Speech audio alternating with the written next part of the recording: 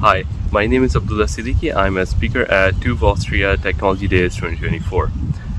My PhD research focuses on combining vibrations and acoustic emission techniques for bridge structural health monitoring.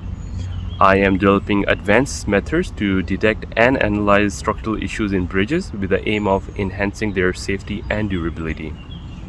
Specifically, we are working on detecting and localizing defects in bridges using vibration data from sensors and then employing acoustic emission techniques to monitor and assess the extent of these defects.